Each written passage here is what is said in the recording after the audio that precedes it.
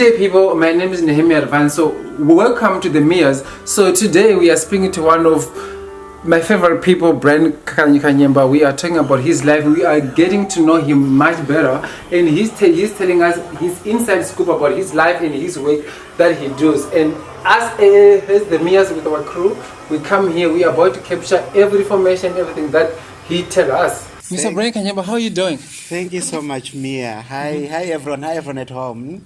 Hi, my name is Brian Kanyemba. I am from Plumstead, Cape Town, and you are at my house. Yes. And what do you want to know about me? So basically, we need to know everything. Yeah. I want you to tell us everything. You don't left anything. So first of all, we want to know where Brian grew up and what does Brian do. Okay. And who's Brian actually? All right. So I grew up in a small town just a few kilometers away from Zimbabwe called Chitumbize in Harare, and I grew up just being interested in science because my parents were working in the health system. My mother was a nurse, and my other uncles were doctors, etc. So I was actually excited to work every time to work in medicine. So I grew up there. I came to South Africa in 2008, and I joined University of Cape Town under Desmond Tutu Foundation to work as one of their research clinical trials assistant in 2008. Okay. So you actually tell us you love working with health and medicine. What exactly do you do in it? So literally to make sure that we provide health services for gay men and men who have sex with men. Okay. Not necessarily in South Africa only or in Cape Town only, but across the continent. Initially, how I started was to work. I'd find out that we are working in clinical trials. That time we were doing PrEP, and what I found out was that we are just delivering PrEP, but people, they don't know and they don't understand what PrEP is and who is it for. So we set up communities around Western Cape. These communities, what we call, and I think right now they're called safe spaces, where we would go every week, to speak with individual gay people, black gay people in their own communities, talk about PrEP. But what I found out that is you don't talk about PrEP only with these communities, but you talk about what they face as gay men in townships. So that is where my advocacy started to come out, because I thought as a clinical trial person, my work doesn't stop when clinical trial ends, but goes beyond outside within the society where these individuals are staying, which are in their communities. So you actually mentioned that you went to the community and talk about what is PrEP. So in other, what is actually PrEP? So actually, what is PrEP? I should have told you. So it's a good question. PrEP is a pre-exposure prophylaxis. It's a combination of antiretrovirals. The words are very scientific. It's methotrexate and tenofovir. It's used when one takes it. It is used to prevent one from getting HIV, and literally it's taken by someone who is HIV negative. And if you take one, you just pop in a tablet a day, and you are prevented from getting HIV. But remember this, and as I'm speaking to everyone right now, that there are now more formulations of PrEP and what PrEP means, because PrEP, it came out of the study or the trial that was done between 2008 and 2010, because it was an abbreviation of the organization in South America. So that's where the word came from, as PrEP, as preparing for one to get something before they are exposed. So it is pre-exposure. But right now, PrEP is in different formulation. It's a tablet. It's in a film. It's in a vaginal ring. There's a lot of formulation, as well as new interventions and drugs that I found. Because you also mentioned you went to the community and you form a safe space. What are who are the people that come to the safe space? Is there any age, any specific, any race that people should attend your safe space? So thank you again for asking that. It's specifically black and colored community. in Cape Town. I think audience out there, you know that South Africa has got three races: Yeah. black, colored, and white. So specifically on the social demographics, we find out that black and colored people, they are affected by a lot of social structure issues, which include, you know, lack of service delivery, etc., and not so much work being done among this group. So to answer your question, it's anyone who is any black or colored guy who is over the age of 18, and to provide them with information that they need, where to access services, where to get health services. If the service is not there, how should we do so that the health services are provided to them? So actually, when we are still on PrEP, the last question. So basically, most of the people, they say PrEP is only advertised on the gay dating website. It's not really everywhere, just we see it where there's a PrEP. So why is that? So,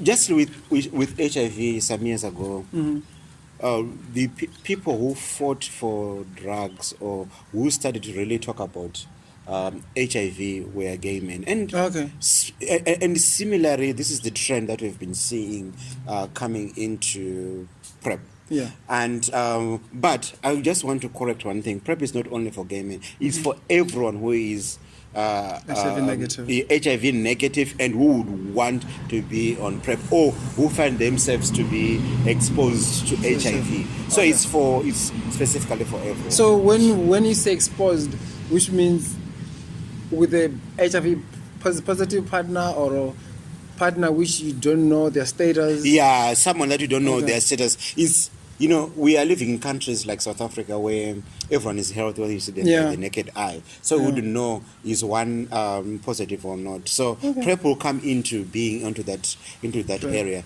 And I think the best thing is be prepared and prevent yourself from unwanted and from those things that you don't know of. Okay. So guys, you need to be actually prepared. Wherever you are, you need to know that you use PrEP, and the partner that you are with is HIV negative or positive. However, you need to know your partner status. Then we will take an ad break and then we'll be back after this. We are chilling with Brian Kanyemba and we are having this is the Mia guys. So if you want to get a hold of us, do go to our Instagram, the Mia official, on Twitter, the Mia one, and you can talk to me, your host, Mia Ndini Mia. That's my Instagram. On Twitter, Nehemiah_Mia, and then keep this conversation going.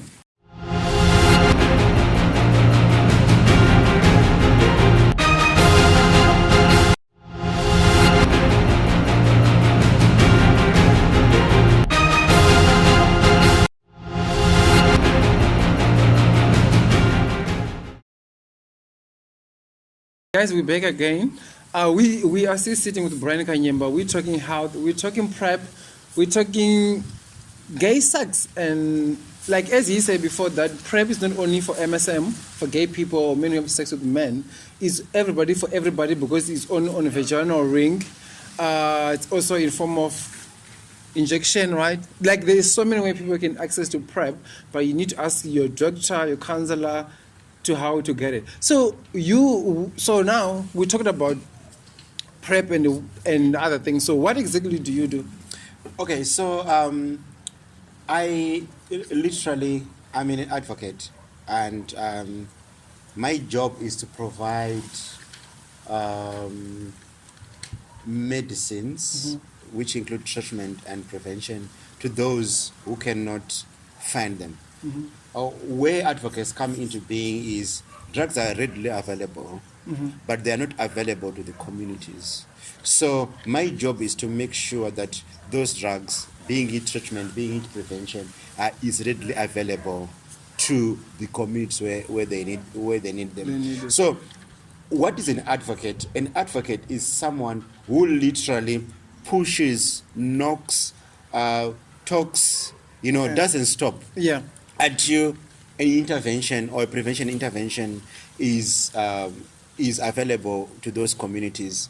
Like for example, we are talking about PrEP. Yeah. Right now in South Africa, we've got only less than 9,000 people on PrEP. Since 2010, when PrEP was introduced, we are literally working on on how best can we make sure that it's available to everyone who needs it.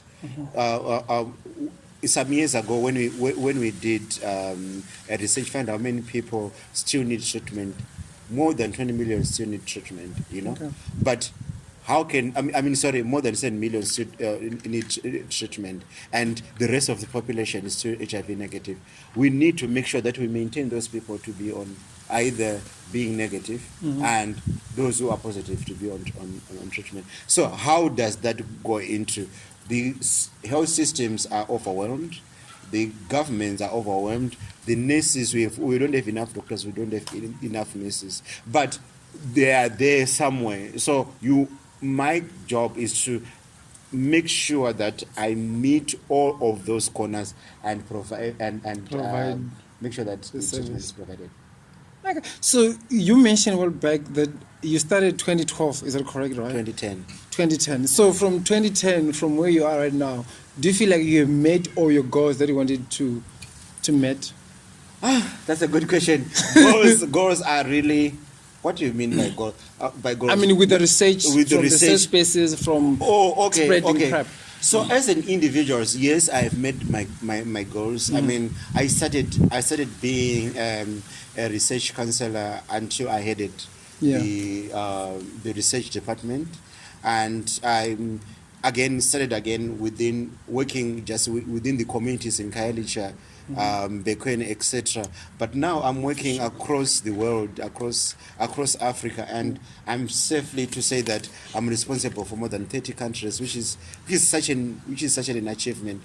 Then when it comes to research itself, as I said before, we had only the pill, and now we have got other formulations which include injectables. Now, when it goes to treatment, it used to be that people were saying, I mean, if you can still remember, in the early 2000s, we used to say that people are just on certain kind of treatment. But now what is very interesting is when one is on treatment, they can easily not transmit HIV, which is very interesting. So there's a lot of achievement that personally and the world of science have done. Yeah. You know, like as we'll be talking about PrEP, MSM, and Stride. For me, I have a question. Like, I'm keep looking at you. I'm like, I need to ask you: Are you gay? Are you straight? Oh, I mean, this is you said it's a passion to work with the medicine, but then you could work in.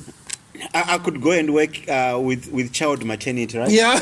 And something like that. Yes, I am a proud gay man and black man, and I feel so as an African gay man, not who's just a black gay man, but a professional gay man.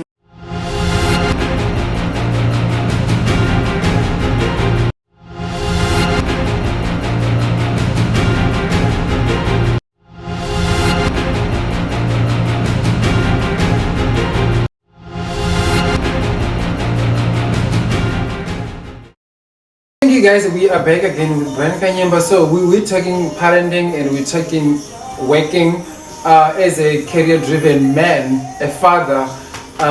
So now I have a question. So my question right now is, when you look back from now where you are and where you come from, do you think you could have done things differently? I think, thank you so much for answering that, and welcome to my house.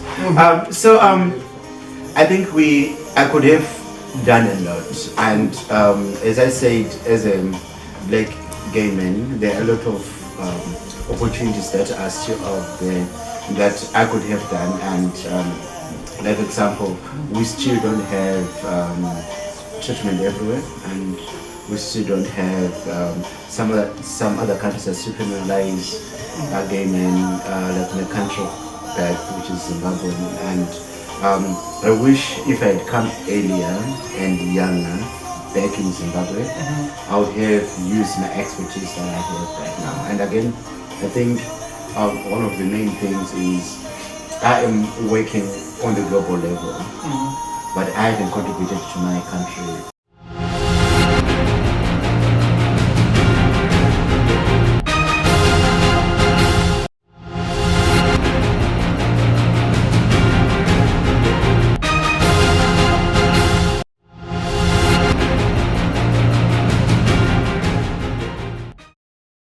Thank you very much for watching, and if you want to get hold of us, please go on Twitter, the Mia1, on Instagram, the Mia Official, and on YouTube, Nehemiah Advance. And please, when you go to YouTube, please do subscribe. Here there must be a button that you subscribe, and then you will be the one to know next time when we upload another phenomenal episode with one of the best people that who motivate us, who do the best in a community in the world. And we love you so much.